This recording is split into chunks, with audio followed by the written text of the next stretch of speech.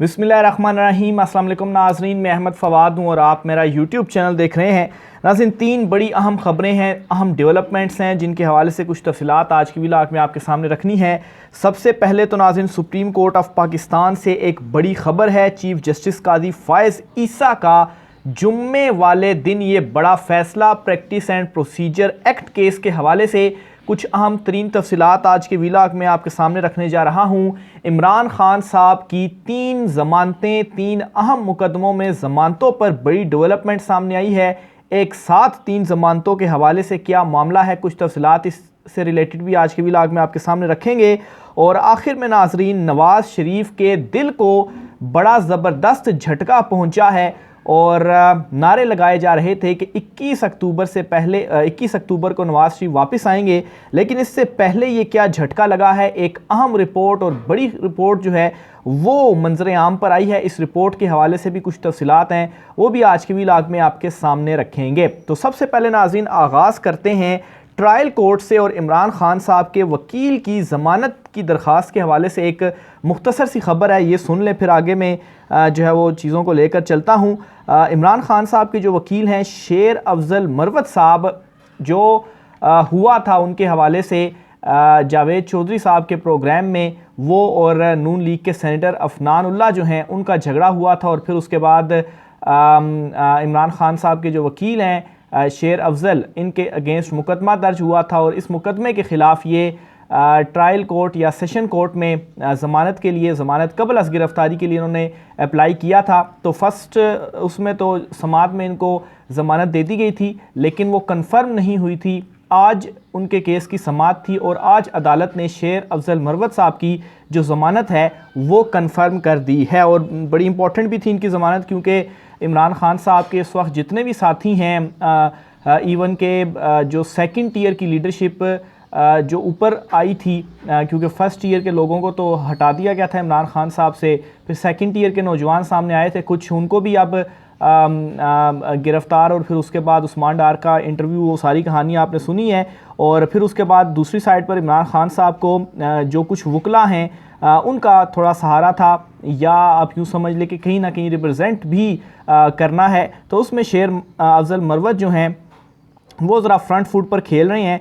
Aldous Shoaib Shaheen और barrister Gohar जो हैं ये बुनियादी तौर पर पाकिस्तान तहरीक इंसाफ के वकला और इमरान खान साहब के केसेस को बेसिकली यही सारा देख भी रहे हैं और बतौर तर्जुमान भी हैं पाकिस्तान तहरीक इंसाफ के। बहरहाल ज़मानत शेर अफजल मरवत की आज कन्फर्म कर दी गई है। समात का मुख्तसर सी ये मेरी ख़बर है, ये मैं आपके सामने रखता हूँ ताकि फिर आगे इंपॉर्टेंट ख़बरें हैं वो भी शेयर करनी हैं। तो एडिशनल सेशन जज ताहिर अब्बास सुपरा की अदालत में शेर अफजल मरवत की दरख्वास्त ज़मानत कबल अज़ गिरफ़्तारी पर समात हुई। शेर अफजल मरवत अपने वकील काजी आदिल के हमरा, जबकि मुद्दई वकील आदम खान अदालत में पेश हुए, यानी कि सेनेटर अफनान उल्लाह के जो वकील हैं आदम खान, वो अदालत में पेश हुए। कमरा अदालत में वकला के रश से खचा खच भरा हुआ था। वकील सफ़ाई ने ज़मानत कन्फर्मेशन की इस्तदा करते हुए कहा कि सेनेटर अफनान उल्लाह ने शेर अफजल मरवत के ख़िलाफ़ पहले अलग दरख्वास्त दी, बाद दूसरी दरख्वास्त पर मुकदमा दर्ज हुआ। दूसरी दरख्वास्त में धमकी देने की दिफ़ात को भी शामिल कर दिया गया। ट्वीट्स में सेनेटर अफनान उल्लाह ने कहा कि उन्होंने शेर अफजल मरवत को पीटा है। शेर अफजल से किसी किस्म की बरामदगी नहीं की गई। शेर अफजल मरवत ज़ियादतीज़ के मरीज़ हैं, जज्बात में आकर वक़ूआ हुआ। जज ताहिर अब्बास सुपरा ने रिमार्क्स दिए, ज़ियादतीज़ के मरीज़ हैं तो प्रोग्रामों में जाने के बजाय ज़ियादतीज़ का इलाज करवाएं। मुद्दई वकील ने दरख्वास्त ज़मानत की मुखालफत करते हुए कहा, शेर अफजल मरवत की वीडियो भी मौजूद है जिसमें उन्होंने तस्लीम किया कि उन्होंने अफनान उल्लाह को मारा। लड़ाई के बाद अफनान उल्लाह को जान से मारने की धमकी दी गई। अदालत इस बात को भी जहन में रखे कि किस ने पहले मारा। अफनान उल्लाह ने इंदराज मुकदमा करवा कर कानून का गलत इस्तेमाल नहीं किया। नेशनल टीवी चैनल पर सेनेटर अफनान उल्लाह को तशद्दुद का निशाना बनाया गया। शेर अफजल मरवत ने कसम खाई कि उन्होंने अफनान उल्लाह को बहुत मारा। दौरान समाज शेर अफजल मरवत ने बार बार जज ताहिर अब्बास सुपरा से मुकालमा करने की कोशिश करते हुए कहा, जज साहब मेरी भी सुन लें, जिस पर जज साहब ने रिमार्क्स देते हुए कहा कि शेर अफजल मरवत मुझे सुन लो, पहले आप हर जगह प्रोग्राम बनाना शुरू कर देते हो। जज के रिमार्क्स के ऊपर अदालत में खूब कहकहा भी लगा। बहरहाल बाद अदालत ने शेर अफजल मरवत की जो ज़मानत है उसे कन्फर्म कर दिया। तो ये नाज़रीन एक इम्पॉर्टेंट ख़बर थी दूसरे नंबर पर इमरान खान साहब की जो 3 ज़मानतें एक साथ मुकर्रर होने के हवाले से जो मामला है वो भी आपके साथ मैं शेयर करता चलूँ, क्योंकि इमरान खान साहब के ऊपर तकरीबन 200 के करीब मुकदमात हैं। बहुत सारे मुकदमात में वो पहले दर्जन मुकदमों में वो ज़मानत के लिए पेश होते थे और उनको ज़मानत आगे देती जाती थी, लेकिन फिर उसके बाद जब उनको अरेस्ट किया गया तो उनकी ज़मानतें फिर खारिज हो गई, जिनमें से बहुत सारी ज़मानतों पर तो इस्लामाबाद हाई कोर्ट ने खारिज करते हुए वो फ़ैसला ज़मानत खारिज करने का कहा कि वो दोबारा सुना जाए। फिर इसी तरह से 3 और इम्पोर्टेंट ज़मानत की दरख्वास्तें थीं जो कि इस्लामाबाद की इंसदाद दहशतगर्दी अदालत में इनके हवाले से आज समाअत हुई है और दरख्वास्तों पर ये खारिज हुई थी और खारिज के बाद दोबारा दरख्वास्तें आई हैं। तो इनको ये हुआ है कि 16 अक्टूबर को ये तीनों जो ज़मानत की दरख्वास्तें हैं एक साथ समाअत के लिए मुकर्रर कर दी गई हैं। जज अबू अल हसनात ने 16 अक्टूबर को तीनों दरख्वास्तों के ऊपर ये समाअत करेंगे और इमरान खान के ख़िलाफ़ थाना खन्ना में एक, थाना बाराकोह में 2 मुकदमात दर्ज हैं और इस्लामाबाद हाई कोर्ट के फैसले की रोशनी में चेयरमैन PTI की खारिजशुदा दरख्वास्तें की जो ज़मानत की जो दरख्वास्तें थीं वो दोबारा मुकर्रर की गई हैं। इमरान खान की अदम हाज़िरी पर ATC ने तीनों ज़मानत की जो दरख्वास्तें थीं वो खारिज की थीं। तो तकरीबन मेरे ख्याल से कोई 16 के करीब ज़मानतें थी, गालबन फ़िगर थोड़ा मैं भूल रहा हूँ, जो कि इस्लामाबाद हाई कोर्ट ने जो है वो वापस जो सेशन कोर्ट्स थी या ट्रायल कोर्ट्स थी उनसे कहा था कि आप इमरान खान साहब की इन दरख्वास्तों के ऊपर दोबारा से समाअत करें और दोबारा से फ़ैसला करें। और इस पॉइंट को भी आपने मद्देनज़र रखना है कि इमरान खान इस वक्त जेल में है और आपने पहले जो अदम पैरवी की वजह से ज़मानत की दरख्वास्तें खारिज की थी तो उसमें ये पॉइंट चूँकि फिर मद्देनज़र नहीं रखा गया तो इसको मद्देनज़र रखा जाए कि इमरान खान जेल में है, वो इसलिए अदालत में पेश नहीं हो रहे। तो उनमें से जो 3 दरख्वास्तें हैं वो ATC कोर्ट के जज अबू अल हसनात जो हैं उन्होंने समाअत के लिए मुकर्रर कर दी हैं। अच्छा, जज अबू अल हसनात जो हैं वो ATC के भी जज हैं और फिर उसके बाद ऑफिशियल सीक्रेट एक्ट के तहत कायम जो खसूसी अदालत थी उसमें भी फिर बाद में इनका नोटिफिकेशन जारी हुआ था और इनको तैनात किया गया था खसूसी अदालत का जज, और वही नोटिफिकेशन है जो कि इस्लामाबाद हाई कोर्ट ने फिर PTI लेकर गई, चैलेंज किया और उसके ऊपर फैसला महफूज है। तो ये इमरान खान साहब की ज़मानत से रिलेटेड मामला हो गया। सुप्रीम कोर्ट ऑफ पाकिस्तान से जो इम्पोर्टेंट ख़बरें हैं चीफ जस्टिस काजी फैज़ ईसा के हवाले से, अच्छा उसकी तरफ जाने से पहले आपको मैं बताता चलूँ कि नवाज़ शरीफ जो हैं उनके दिल को ज़बरदस्त झटका पड़ा है और एक रिपोर्ट सामने आई है और बुनियादी तौर पर ये रिपोर्ट है नवाज़ शरीफ साहब की मेडिकल, और ये रिपोर्ट आज दायर कर दी है ये रिपोर्ट जमा की गई है नवाज़ शरीफ की जो टीम है उनकी जानिब से लाहौर हाई कोर्ट में।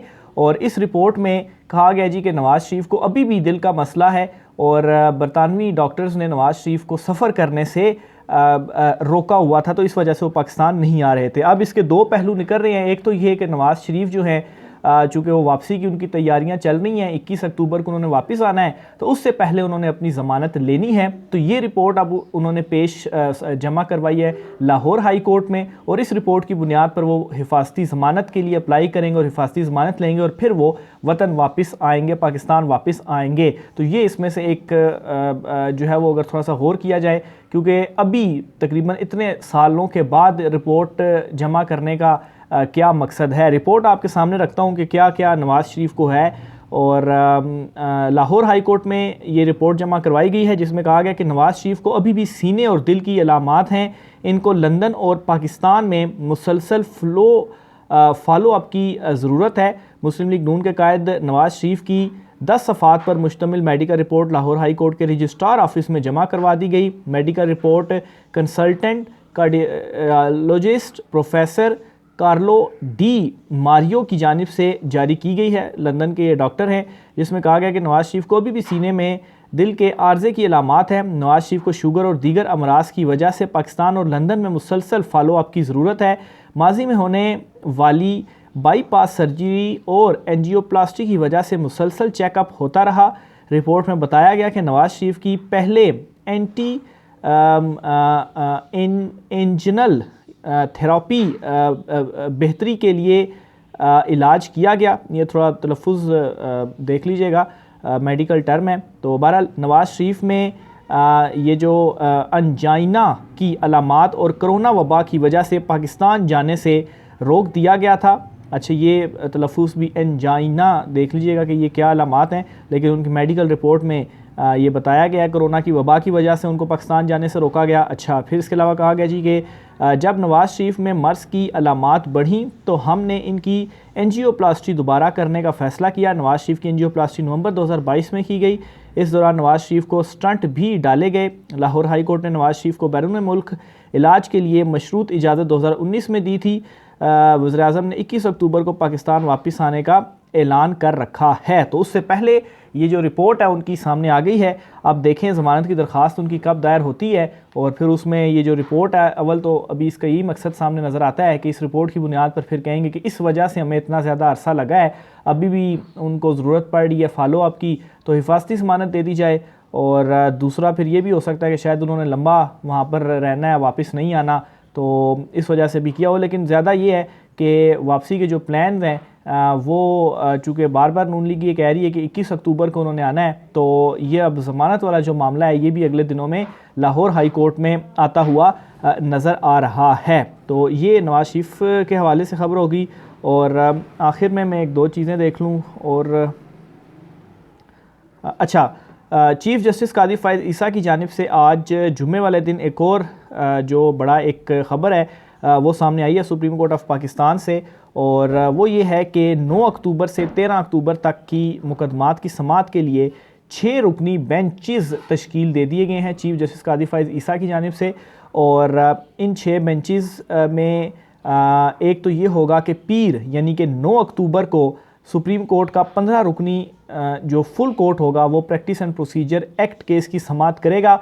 और फिर उसके बाद 9 के बाद 10 से लेकर 13 तक की जो कास्ट लिस्ट है उसमें दीगर मुकदमात समाअत के लिए मुकर्रर किए गए हैं। यानी कि एक चीज़ तो वाज़े हो गई है इस कास्ट लिस्ट से कि प्रैक्टिस एंड प्रोसीजर एक्ट 9 अक्टूबर को पीर वाले दिन उसकी लास्ट समाअत होगी, यानी कि वो केस मज़ीद आगे नहीं जाएगा, अगले दिन के ऊपर नहीं जाएगा, और मंडे वाले दिन ही उस केस को ख़त्म करना है, उस केस का फ़ैसला महफूज करना है। फिर उसके बाद जब जजेस जो है वो फ़ैसला सुनाएं तब बाद में भी वो सुना सकते हैं, लेकिन प्रोसीडिंग कंप्लीट कर ली जाएगी। इसीलिए 10 अक्टूबर से लेकर 13 अक्टूबर तक की कास्ट लिस्ट जारी हुई है।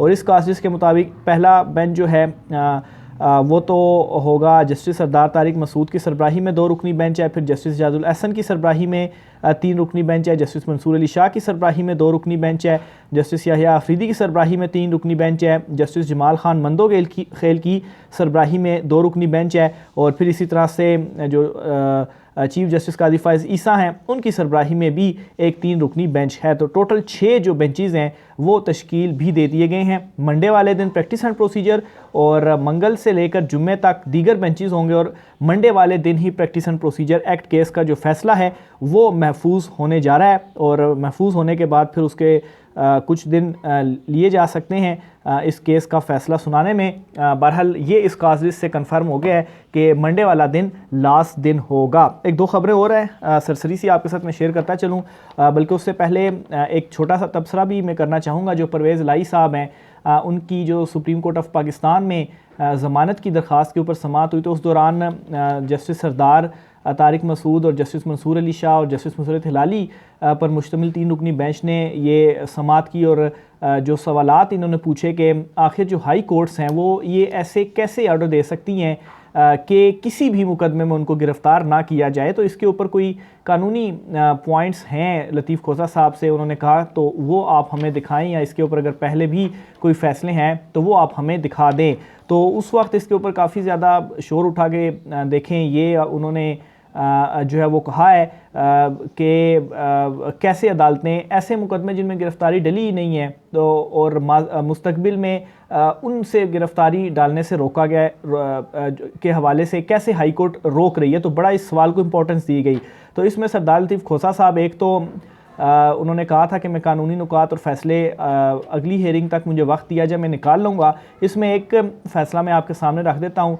मरियम नवाज़ जो हैं उनको भी हाई कोर्ट ने इसी तरह से रोका था कि जब भी अगर उनकी गिरफ़्तारी मतलूब हो तो 10 दिन पहले बताया जाए कि इनकी हमने गिरफ़्तारी करनी है, इजाज़त ली जाए कोर्ट से, और फिर उसके बाद मरियम नवाज़ को गिरफ़्तार किया जाए। इजाज़त ना भी ली जाए तो 10 दिन पहले बताया जाए। तो वो जो सारे रिमार्क्स आए थे कि इस तरह से तो मुलजिम जो है वो फिर बाहर घूमता रहे और जुर्म भी करता रहे और गिरफ्तारी उसकी ना हो, तो फिर इस तरह से तो मरीम नवाज़ के केस में भी यही हुआ था। तो 10 दिन पहले बता दिया तो उस 10 दिनों में फिर वो जो कुछ मर्ज़ी करती फिरें, तो एक फ़ैसले इस तरह से आया हुआ है। मज़ीद भी लतीफ़ खुसा साहब जो हैं वो ले आएंगे तो इसका जवाब भी मिल जाएगा। तो ये आज की कुछ आम तरीन तफसीलात थी। राय का इज़हार कीजिएगा। मुझे इजाज़त दीजिए। अल्लाह हाफ़िज़।